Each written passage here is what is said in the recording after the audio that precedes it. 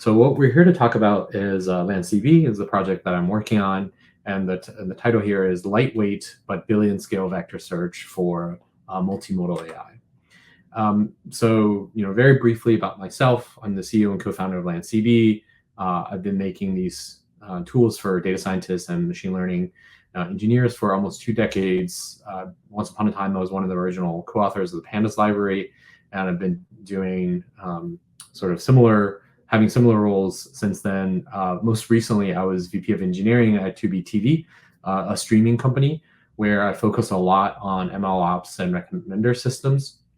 And it was there that got me started on creating Lance format and LanceDB, basically by seeing all the pain points that ML engineers had to go through to deal with managing all of the unstructured data that we had, from embeddings to video and image assets and text and metadata and all of that together. What is LanceDB and what are we solving for? I think almost everyone in the whole world who has internet access has used ChatGPT at this point in time, right? And we've just barely passed the one year birthday for ChatGPT. Now, one of the things that people have noticed with LLMs in general is that its knowledge is limited, right, to what you feed into it. So then the problem is hallucination. When you ask questions about things that it doesn't know about, it tends to make up answers. And this is where RAG comes in, or retrieval augmented generation.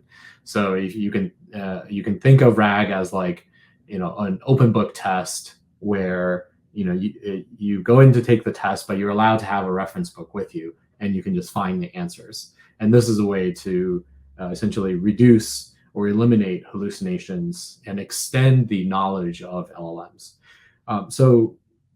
As folks build these applications, we realize that retrieval is absolutely critical for AI data.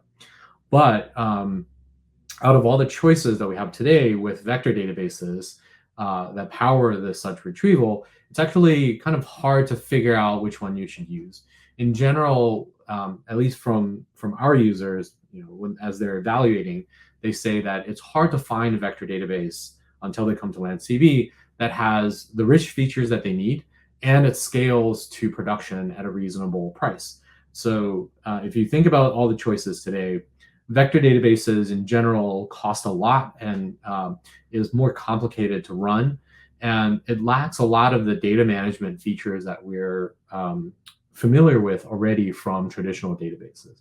On the other hand, there are a lot of traditional databases that have added vector indices. But the problem there is we have limited scalability, and there are often no advanced retrieval options. So depending on your use case and as you scale up, what a lot of our users are finding is that they have to hop from one option to the other, and it really kind of is too complicated or too costly, right? So your use cases can change very quickly because AI is developing very rapidly and it's very exciting, but your data infrastructure should not, because it's just really expensive to switch data infrastructure. So we'll talk about LanceDB, how we solve these problems, and we'll talk a little bit about the Lance columnar format that powers LanceDB under the hood and that makes it special. And then we'll go through a couple of demos to show you what LanceDB is capable of. And then we'll finish up with what we're working on down the road. Now, LanceDB is an open source in-process vector database. And we think that it gives the best of both vector databases and traditional databases. What in-process means is that it runs in the same process as your application. Or another word for it is an embedded database, where you don't need to spin up another server or worry about operations and connecting to it. It's like SQLite or DuckDB. Right? LanceDB is written with a Rust core and has Python and TypeScript bindings. And there's lots of handcrafted SIMD code for just absolute crazy performance. And it's super scalable. It's very cost effective. And it is built natively with multimodal data management, meaning images, videos, text, so on and so forth in mind. So I alluded to this when we talked about in process, right? So LanceDB is incredibly lightweight, so you can install it in seconds, and it runs in process. If you're familiar with SQLite or DuckDB, LanceDB is essentially SQLite or DuckDB for vector search. But don't let the lightweight package fool you. It's incredibly scalable. Because everything runs on disk and has all the optimizations I talked about, on just a single node, even on my laptop, you can get to 1 billion vectors without breaking a sweat. We've added GPU acceleration for indexing to speed that up at scale. And it's the only option that offers separation of compute and storage. And we'll see why that matters in a little bit. LanceDB is also really full-featured. It's a open source vector database that delivers both like hybrid vector and full text searches, metadata filtering, SQL. And what a lot of our users find really awesome about LanceDB is that we have a very native level integration into the tools that you're familiar with in Python, like pandas and polars and DuckDB, and even into like Spark or Slurm if you're coming from an academic lab. On the other hand, LanceDB, unlike other vector databases, comes with a lot of the features for data management that you would expect from a traditional database. So you can have arbitrary number of vector columns, arbitrary metadata columns that you can search through, concurrent writes, lightweight transactions, and very scalable reads with some individual consistency. Right, and so before we get into what powers LanceDB under the hood, we can just show you a little bit about what LanceDB can do. So let me just share a separate screen here. So what's interesting here is I'll call it a multimodal search application. So as you can see from this notebook, let me just, yeah, there we go. Yeah, this should be okay. I'm just importing LanceDB and I'm connecting to my local directory here. And what we're going to do today is actually just look through the Oxford Pet data set, which has got a bunch of really cute cats and dogs, and we're going to search through them using vectors, right? So what we're going to do is use the OpenClip multimodal model here to do the vectorization. And of course, we can use MPS because I'm running on a MacBook. And it's pretty easy to declare the schema here using pedantic. You can say there's a vector column, there's species as the metadata, and then there's a URL for that image. And we're going to open that table, and we can just basically see, I can say table.search, a French bulldog, and I can show the 3 most similar the images. And indeed, the first one comes with a cute little French bulldog here. What's really cool about LanceDB is that because of the integration that we have with Arrow and the Python ecosystem, we can actually search directly with the image. So I've got this picture of really cute baby sunweids here. And what we can do is feed that query image, right? This query image variable here, into the search. So I can say table.search, and then show me the top 3, and then just display the first one. So indeed, we get a pretty similar looking fluffy little dog here. What's really interesting about LanceDB here, unlike other vector databases, is it's built with production in mind. So what that means is every operation that you do with updates and so on and so forth, it's tracked, and you can have instant rollback and have time travel. So for example, if I accidentally deleted all of, let's say I deleted all of the cats in this data set, right? So if I look at this data set in this stage, everything's kind of a dog. What I can do is actually say, okay, just give me back. I don't want to delete all the cats. I want the cats back. Just give me back to the previous version, restore it. And now I've got both cats and dogs back again. And then one last thing I wanted to show here is I mentioned scale, right? So I had a screenshot, but I just wanted to make that a little bit real. And hopefully AirMeet's not going to let me share a separate screen here.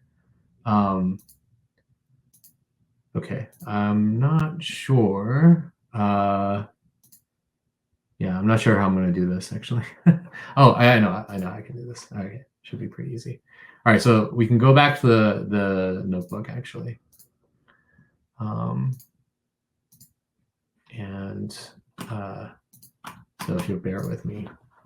So I've got LanceDB here, and there's a table called test1b. Right, and if we look at the table, this thing has what is it? 1 billion vectors in it.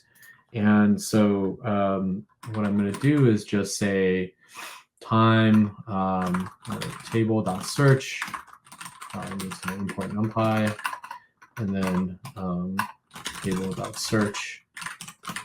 I'm going to generate a random vector just to show the search here, and then limit 3 to error. Yeah, so I've got this thing here. And so what I can do is show the timing here. And it's going to run it in a loop. And you can see within a few milliseconds, right, for each search on a billion vectors on just my MacBook, I'm able to run that search.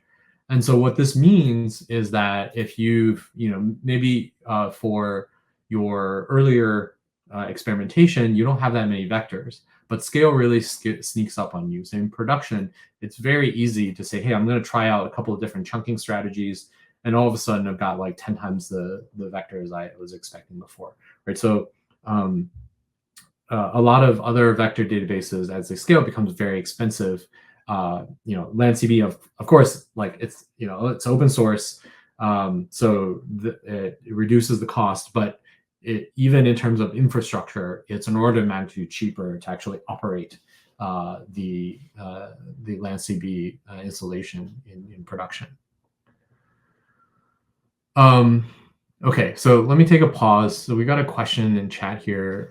Looks like it's where were the embeddings being calculated when you input a text or image query? That's a great question. Yeah, and I think I ran through that a little bit too quickly here.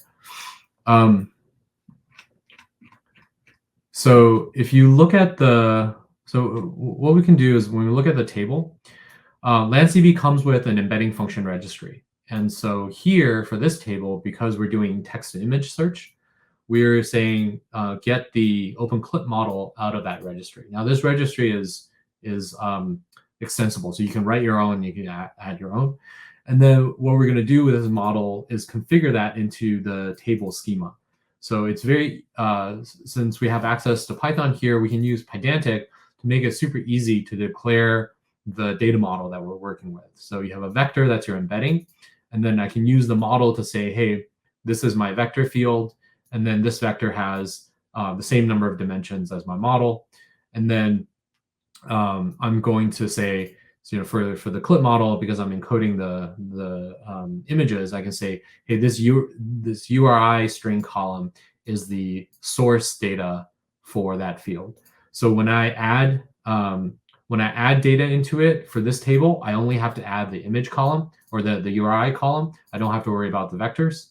And then when I search on it, I can just add text or the image. And depending on whether the input is a text or a string or a pill image, the LanceDB table figures out how to interact with the model under the hood so that you don't even have to worry about the embedding process at all. Right? Cool. Yeah, hope that answered the question.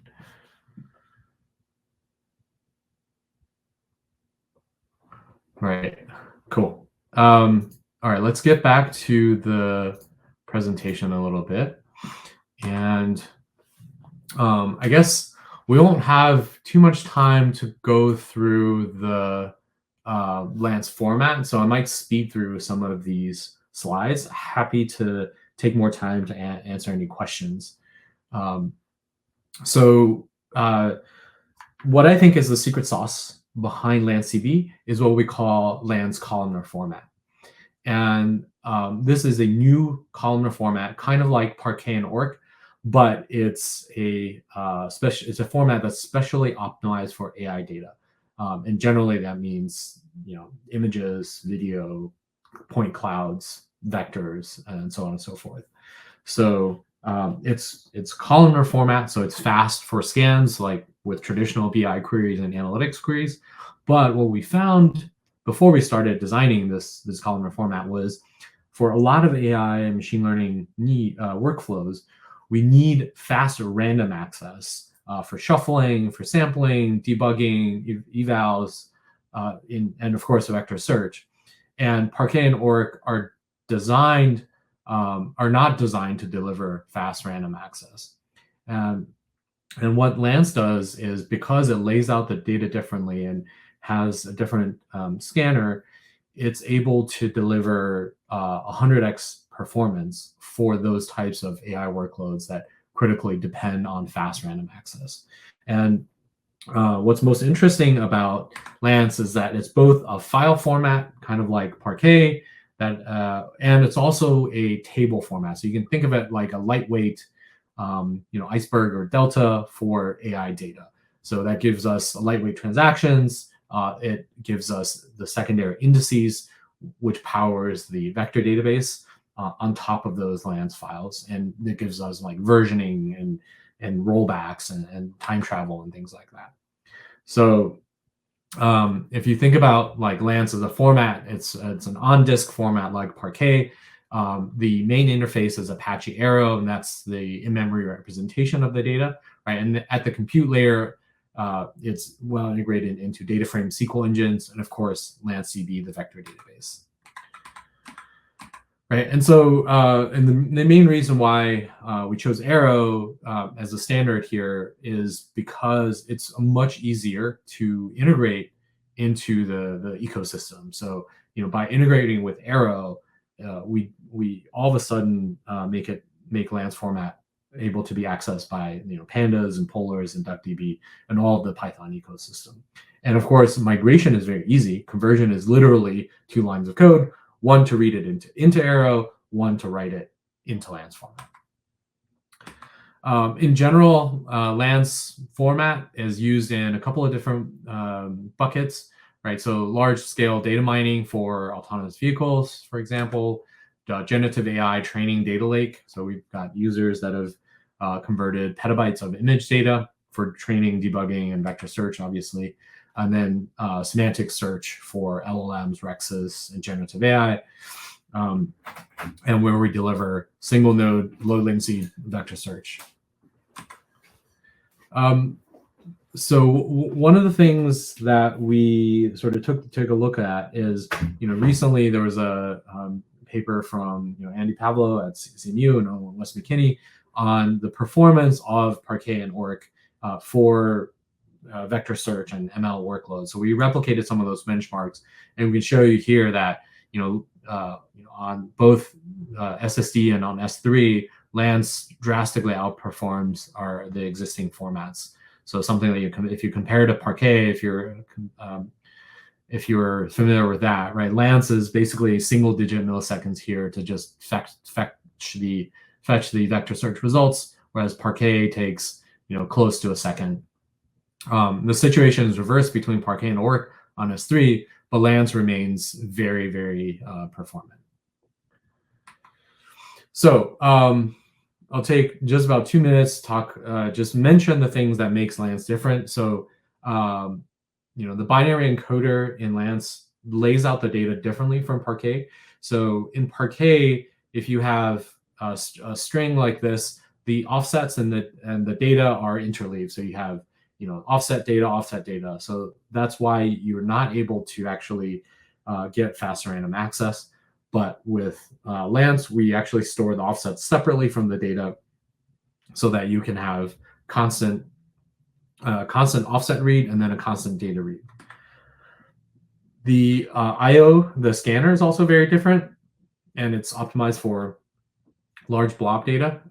In particular, if you have a query like this, like select from, with some filters and limit offset, the traditional on the left, you see the traditional I/O plan for an OLAP type of query, where at the bottom is where you read out all of the columns from the select and the where, and then you go through the rest of that query. So the problem is, if you're fetching like LiDAR cloud data, each LiDAR cloud can be up to like 100 megabytes or something. So you're wasting a lot of I/O on that initial scan because you're going to filter it later. So instead, here we do late materialization, and what we do is only fetch the predicate columns, the filter columns, and then we do the fetch for the projection at the very end in a take. And of course, this requires fast random access to actually make sense. And then Lance also gives us zero copy schema evolution, so that, kind of like Iceberg and Parquet, what you can do is you can add rows and add columns after the data set has been written. And of course, you can roll back to previous versions, and you don't have to copy that data, right? This matters a lot, especially for ML data. If you have like a petabyte of images and you want to do some experiments and add some features, you don't want to have to copy the whole data set just to add a new column. Right. Yeah. So the last thing I'll mention here before I open up for questions is, it turns out that the random access performance of Lance format makes it a great fit for adding in secondary indices. In this case, a vector index, so that we can have a vector index that's written on disk that points to certain rows in the corresponding rows in the data set, and we can fetch that really quickly. And so this is what gives LanceDB the flexibility and also the scalability. It's all powered by the design of Lance format. All right, so Lance is essentially, we call this open platform for machine learning and AI to build on. So from ETL and updates to analytics, model training, and vector search can all have a single source of truth. Right? We're working on some really awesome things. Partition pruning and scalar indices are already done and just shipped. We're going to be writing some more docs and